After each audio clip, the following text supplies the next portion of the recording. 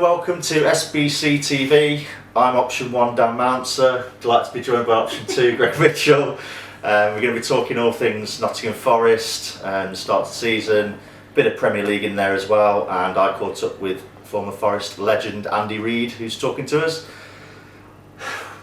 Start of season Forest. Could have been better. Very slow start, isn't it? Yeah, well, there's slow starts, and it's not just that, it's the performances as well, isn't it? And they've not been good enough. The players on the pitch haven't been good enough. And it amazes me that we've had all these signings, yet we still started 9 of the players yesterday that started last season. So I don't know what's going on. We've got a massive squad, we've got some good, talented players in there. And it might take a few weeks because it's been such a short pre-season.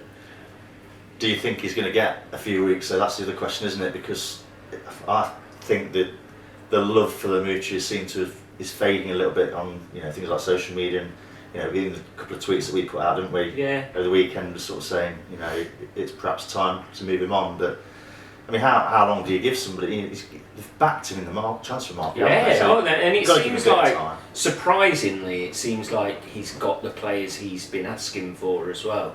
We've got this big recruitment policy and people behind the scenes working, purely that's their job, and it seems like he's still involved in that and he's getting the players that he wants. So he's been backed. He's not got the results towards the end of last season. It's continued at the start of this season. So surely he's not going to get many more games. I'm actually amazed and surprised as we talk now that he is still there, and I am glad, because we always shoot too soon with managers and they often go on somewhere else and do okay. But yeah, I mean, he has to improve, and he can't just, we're playing, this is recorded the day after the game against Cardiff, and we've got Huddersfield on Friday night.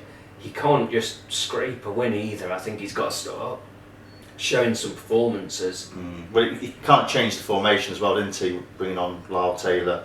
I think that made a difference.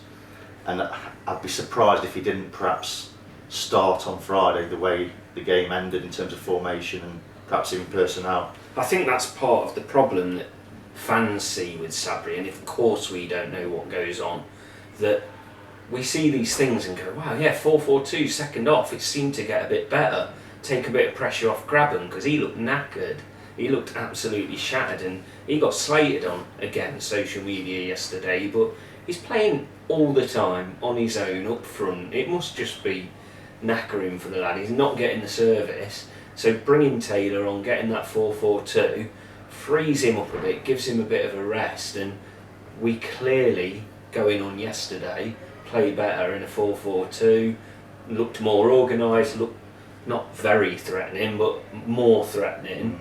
So you'd hope on Friday, but if I'm honest, I don't expect it. It seems we've been here quite a few times where you go, that was much better, then it's the same again. But yeah, I suppose you've got, thinking about it as well, you've got Cyrus Christie who's come in, you've got So from PSG, it sounds like Mckenna from Aberdeen is going to happen. So that's another £2 to £3 million ish that backing him with. Oh, we've made some ridiculous signings, and the amount of signings, I've never known us to go through this. Someone put up the other week, since 2017, we've made over 40 signings. It's crazy. That is ridiculous.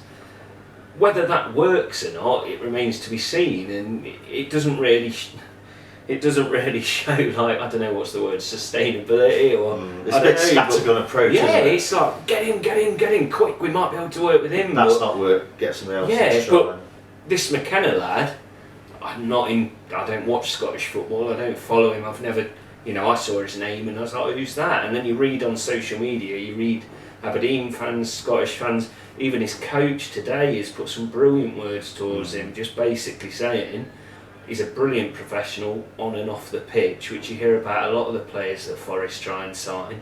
It does, and I've said it before, it does seem that we have these players that are as good off the pitch as they are on.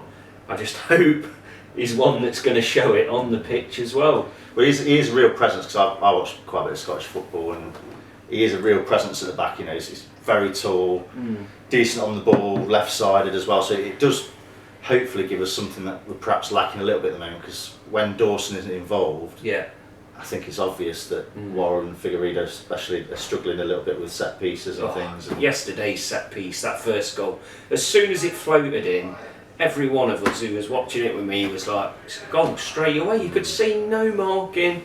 Figueiredo had a nightmare. He did. And he's not a start of the season. No, not at all. And it's like, poor Ryan Yates gets all this stick. I've never known a Forest player who's been with us. 2005 he came as a youth player. He's been with us all the way through. He's getting all this stick. Let's look at some of the more seasoned professionals and start asking questions of them, because it's so easy to find a scapegoat in a young Forest Academy player. We've done it so many times, and then if he ends up being well, they did it with Matty Cash a couple of years ago. He got slated. Osborne as well. Yeah. And they end up in the Premier League, and what a great player he was. I'd love to get him back. Well, let's, as fans, start looking after him while they're here, because it pisses me off. You'd have thought it'd be the other way round, really, wouldn't you? If a player coming through your academy, the fans would surely give them a bit more leeway. But he hasn't. Like that. He hasn't played great. He has made mistakes. You've got to remember how old he is. The position he's playing in. It's such a an important position, trying to command that middle, and and he played well yesterday. Could have and should have scored, but in a very poor performance. Freeman played well. Yeah. And you've got to try and look at some positives. And just on yesterday's game, I thought Yates was a positive. Do you think Forest are perhaps missing Ben Watson a little bit? Yeah, definitely. We need that, and I don't know where we're going to find that. But you've got the Carvalho situation, which I do not understand. This clearly, why is he training in the under-23s? What has he done? Something's gone on. There must be something off the pitch that we'll never be made aware of, because if it's just a bad attitude, ridiculous comparison, but if it was Messi who had a shit attitude, he wouldn't be training in the under-23s. Carvalho could be the difference. And he's not going to be. I'll be amazed if we ever see him in a shirt again now. With Carvalho, I know we've touched on it before in the previous show, but I just don't think he really fits into the system that Sabri plays. And I think that's the main thing. It's alright having Carvalho on a pitch, but if you're playing him in a position that Amiobi or Lolly or Freeman or whoever you select to play, that sort of out wide position, we don't play with a proper 10, do we? I think that's the problem. And for me, I can't really see him playing in the Forest shirt again if he's training with them. But then why hasn't he been sold already? Why are they letting him? Maybe they just can't get the money they need and want for him. It sounds like Thiago Silva to Olympiacos has reared its head again, hasn't it, as well? It sounds like it's going to happen.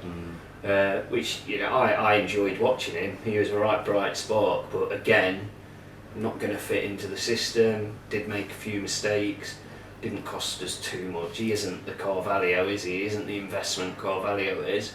But if Carvalho's done now, don't let him rot in the 23s. At worst, get him out on loan somewhere. Let the lad play. He's like a young Portuguese international.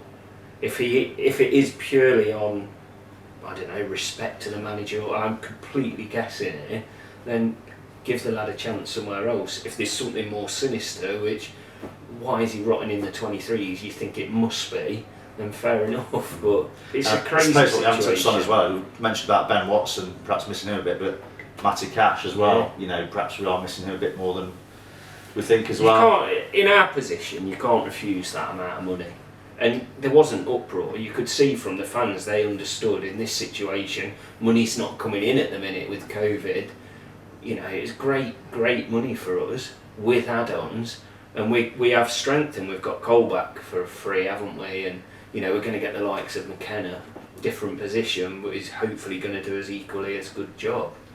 Yeah, and I spoke to Andy Reid about Matty Cash earlier on today. You mentioned Matty Cash there, obviously going to Aston Villa. It's kind of, I suppose, a similar move to what you made in your playing career from Forest, wasn't it? Because you obviously jumped up to the Premier League, in the fishbowl of the Premier League and everything like that. What sort of advice would you give to these younger players who are going to make that move? And what's the good things to do and bad things that you shouldn't do? Well, just keep learning. For me, and I actually just coincidentally I bumped into Matty Cash a couple of days after probably 4 or 5 days after he moved, and like that, just said to him, just don't rest on your laurels now. It's it's great. He fully deserves the move. I think he's been fantastic for Forest, and it's an opportunity for him to go and play in the Premier League. But just don't stop learning. Find out who the really, really good characters and the good players are. Aston Villa, go and seek them out and ask them what they're doing. And can you learn out from them? Because you don't want to go there. For me, he doesn't want to go there and be the same Matty Cash that was at Forest and kind of go along on that trajectory. He wants to go again, and really kick on. And I think Matty Cash has showed an ability to be able to learn really, really quickly and to improve really, really quickly. And you can catch the rest of that interview with Andy Reid on our SBC TV YouTube channel. We'll talk about his career, including his time at Tottenham in the Premier League. Speaking of Premier League, it's back. Enjoying it? I've not watched it that much. Yeah. Chose to watch Dortmund last night. Excited about Gareth Bale. It's about time he got back. Yeah, I think that's a good signing all round, isn't it, for the neutral? Yeah, won a fiver off my mate because he's a big Spurs fan. He says it will never happen. It's never going to happen. So brilliant that is. I actually think that left back's a good sign as well. The Reguilon from Real Madrid. He did really well for Sevilla last year. Very good attacking fullback. It'll be interesting for Bale and Wales now whether he is the player that he used to be, because he's had a lot of time off not playing only for Madrid. I think he only had a couple of goals last season, right off the ball, just completely ostracised, doesn't he? And it's like now they're saying it's going to take him a month to get fit, I think. Wouldn't surprise me, yeah. So, he's not just going to suddenly be all guns blazing, but you could imagine like fans getting back in October and Bale coming out for his first game. That's probably what Levy's thinking. Levy, he's a clever bloke, isn't he? Yeah, definitely. What about Chelsea? Heavy spenders, aren't they? Yeah, lost to Liverpool today, haven't they? 2-0. So I'm glad that. I'm not a Chelsea fan at all, but I'm glad they've spent big, because I can speak for a lot of people and say we need to make sure Liverpool don't win the league again. Yeah. But it shows you can't just spend and everything be okay, because Liverpool beat them today 2-0 quite convincingly, didn't they? But I suppose if you think about it as well, they lost a couple of transfer windows, didn't they, because of the ban? So they're probably playing catch up a little bit in terms of the market anyway. True.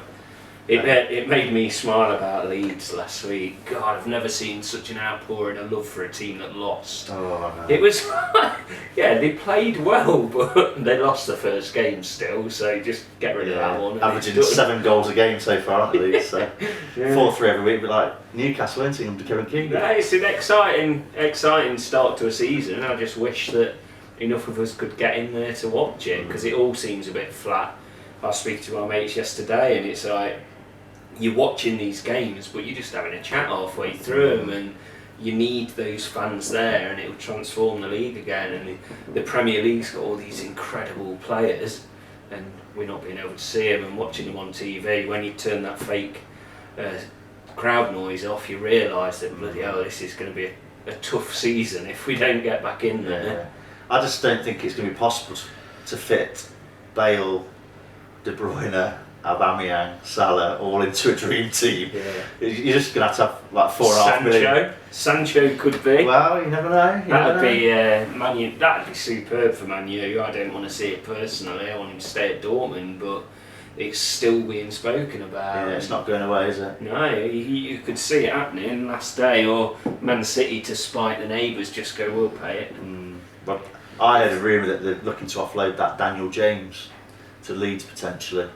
Oh, right. To sort of help fund this Sancho bid, and I think might even be a couple of others going perhaps as well, a couple of fringe players. Lingard might be one. They've got plenty. I'll be surprised. I mean, I suppose history is decades ago now at Leeds, but I'd be surprised if they gave such a good player to Leeds. But yeah, it's interesting. Just hope it keeps that way and there isn't just a runaway winner again, which I don't think there will be this season. VAR, are you pro VAR? No, I still hate it. Still think it's the only way I'd like VAR is if it ever became almost perfect like it does in cricket, where you know it's completely black and white and it's right. But now they go, it could be because of that, and they still don't know. The commentators are still lost. The system doesn't work. That stupid handball yesterday. Yeah, I do think the handball rule has been tweaked better this because of the sleeve tweak that they've made. I think that will make it more clear and cut. But you had Palace got a handball, which I don't think was a handball because the ball was going way out. It was going nowhere. But the rule of the game, if it hits their hand, it's a penalty. Then what was it? De Gea's like that far off his line. Yeah. So now keepers, I don't feel sorry for him, but they've got no chance. You hit the ball in the corner. If he goes off his line, he saves it, but it's retake. It's now VAR decides that. It's mental. I don't think you should be able to change the player either. No, the player who's missed the penalty. I agreed with that. Yeah, I think that was spoken about in length yesterday. Was you were it? right. Yeah, and it's like it's ridiculous that then they get yet another advantage. It's a strange one. And I also don't like this linesman keeping the flag down until right at the last minute, then putting it up. If he's offside, he's offside. Just get your flag up. And if it's tight, keep it down. I get that. I can't remember what game it was. I think it was on Friday where that happened. Kept his flag down. Penalty decision. They were going to give the penalty, but then the linesman flagged. But the issue you've got there is it was a crunching tackle. Players got injured. If he'd raised the flag, there wouldn't have been that hesitance, no injury. I get it, like say if it's tight or a tight decision or you're not sure, keep it down, let the VAR do its thing. Yeah, it's never going to work. If it's offside, it's like, what's the point of keeping your flag down right to the... It was there to get rid of the controversy, and it makes more controversy, or so we won't be talking about it, so waste of time for me. Goal line technology, brilliant. VAR, no, not for me. And who do you think is going to win the league this year? And obviously you mentioned about Liverpool, you don't want it to be them, but... Yeah, I don't know. It's not going to be Man U, it's hopefully not going to be Liverpool. I'd say Man City. Yeah, and then maybe Spurs could try and do it again the year after. They'll build with Bale, I think he's on a year, then hopefully they'll get him again, and then that'll be his contract expired at Madrid. And you could see them going for it. Fantastic new stadium, it'll be sold out every week, and they're a building squad. So I thought Chelsea might have half a chance, but obviously with the result today, perhaps not. But the players they signed, I just thought they've got to stand a chance if they all gel quickly. Werner should be guaranteeing you 25 goals a season. I really like Havertz. I think he's a cracking player, although times I've watched him so far this season, he hasn't played particularly well. But again, there's going to be a bit of a learning curve and settling in period, things like that as well. But Thiago Silva as well, not the Forest Thiago Silva of course, but I think he's a good sign, a bit of experience at the back. I think they've probably missed that since John Terry. He should hopefully get the back line a bit more tight. So you never know, long way to go yet, but just want a good tight season. We'll see. Well, indeed. Last time we were here, we were pushing the upcoming Evening with Frank Clark event here at South Bank City. For the first time ever, this event was streamed live online to viewers around the world, including some as far as Miami. This event is now available to view again on the SBC TV YouTube channel. The next big event here at South Bank City is an evening with Dave Bassett and the Bassett Blueprint, as Harry explains the easiest way to gain promotion to the top flight and talk all about the infamous 97-98 season and how he was the last one to get us promoted, plus all things Van Hooijdonk. You've been busy contacting us and trying to give us some reasons to be cheerful, so I think it's about time we read through a few of them. I agree. Yeah, we sent a message out trying to look for some positives. Ben Neath straight away, we're not bottom. We're not bottom. Thank you, Sheffield Wednesday, and Zik Wickham got hammered. 1, 2, 3, 4 people straight away mentioned Freeman. Yeah. Shots on target from different areas of the pitch. Lyle Taylor wants to fight. Luke Freeman takes his job seriously of creating chances. Alex Myton. When Alex Myton came on the pitch, he just looks exciting, and I've mentioned this before. That Chelsea game, the first time we saw him away, bloody hell, who's that? Yeah. I can't say I follow the under-23s week in, week out. I thought, who the hell is this kid? I could tell he was young and just so hungry. did it again yesterday. Does Alex Mighton stand a chance of starting on Friday for me? For me, he does, but I can't see it. No, like you say, I think a bit of pace and trickery to bring on. It just frightens the life out of defenders, doesn't it? Somebody's running at you at pace. Yeah, and they don't know him. That's the key. He's so young and he's just not been playing games. They're like, me, who's this lad coming on? Bloody hell. Yeah, so Alex Mighton, Doug Kington said no one was allowed in to see the first half in the flesh. Get that. I think it'd probably been they all walked out half time. It'd been like that. That's the thing. We turn quite quickly as a crowd, don't we? And it's probably not a good thing. But I wonder what would have happened yesterday if we were there. I still think we'd have been 2-0 down. And the way Cardiff play, there's such a I can't think of the word, but anti-football from the Warnock days, and then you've got Harris who's just like a young Warnock. I'm beginning to wonder actually, some teams are going to find it easier, aren't they, without fans, and some teams are going to find it more difficult. I think Forest might be suffering a bit. They are. Don't get me wrong, I don't think our fans are amazing, but I think we do sort of spur them on a little bit at times, I think, and perhaps the players are just missing that. Come on, you Reds, or whatever it might be, just to give them a bit more of an edge. Again, Taylor and Freeman are good additions from Shane in Ireland. They do look promising. Taylor, we spoke about the 4-4-2, it can make a big difference. Justin's put, if you're a glass half full man, you might point to the second half performance on Saturday, which it definitely did look better. Though I think you might need the glass 3/4 full. We're scraping the barrel, but we're 2 games in. Well, the longer the first half went on, the glass was getting filled up pretty quickly. There's definitely positives there. We've just got to remember not to melt down completely, and stick together a little bit more. Gareth's put, it looked like Worrell and Figgs were told to bring the ball out of defence. This is a good point. Was good, made us look less flat and predictable. Again, he mentions Freeman looking classy.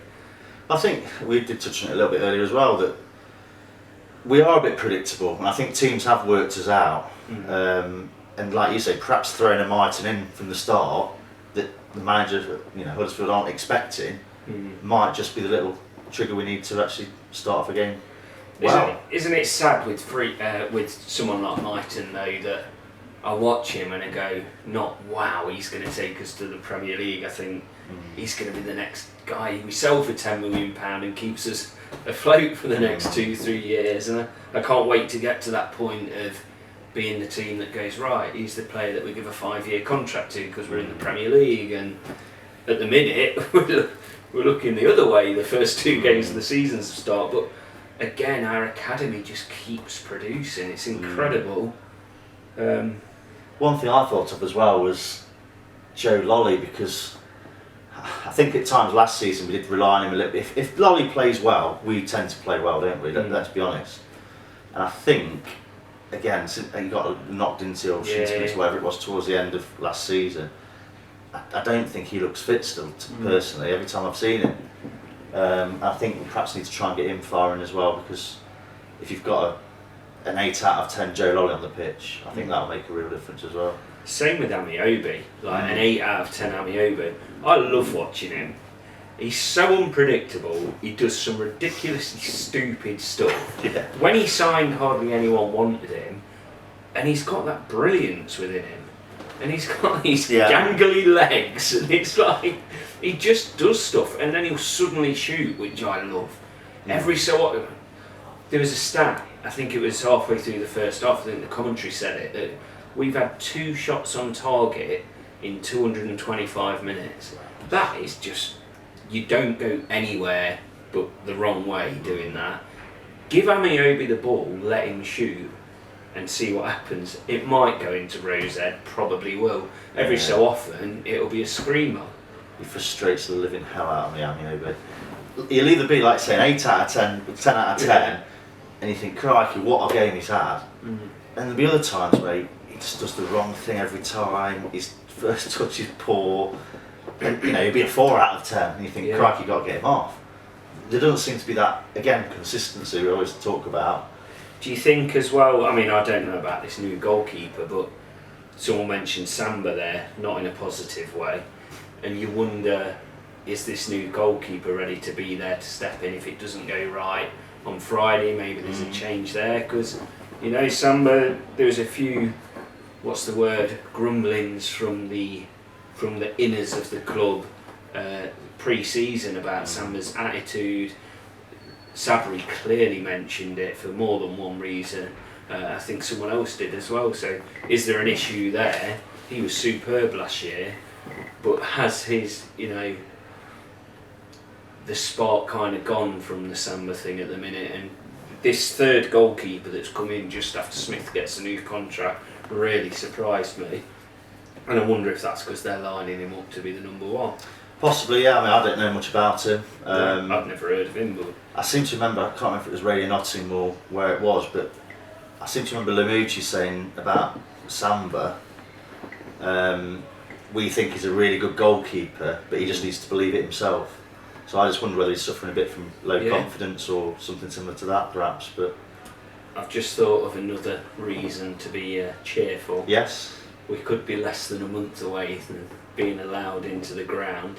Possibly, yeah. How do you think that will be? I've been watching, there was a bit of the NFL on earlier, you know, 2,000 or 3,000 fans in a 70,000 seat stadium. Would you look forward to just being in there? We said off air, didn't we, earlier, that it's going to be a bit of an adaptation thing, really, because you know, probably have to wear a mask. You might not necessarily be in your own seat. You might be with, sing. Yeah, you might not be in with your friends. You know, and I know you can sort of get your bubbles or linked family, friends, or whatever. But you know, for me, you say hello to people walking up to your seat, don't you? You ain't got a clue what the name is, but it's so and so who's always wearing a pink coat or whatever. You know, and you're not going to bump into those people. It's going to be a completely different experience going to the match, I think. But I think our team need it. Because the performances are flat. There's no crowd there. Something needs to change, and maybe it will be that 7,000 fans or whatever they'll let in. 7,000 booing. Yeah. We'll see if Boris lets us first. But yeah, well, to be honest, I can't see it getting. I know the option 2, wasn't it? Was or when we get to full capacity. Oh, no way. I can't see that. Way. There's going to be no away fans, so but we'll see. We will. So that's it for another show. Don't forget to like, comment, subscribe, share as much as you can, and obviously get in touch with us. You know, with any sort of questions or anything you want to see on our YouTube channel. Thanks again. No, cheers. And we'll see you next time.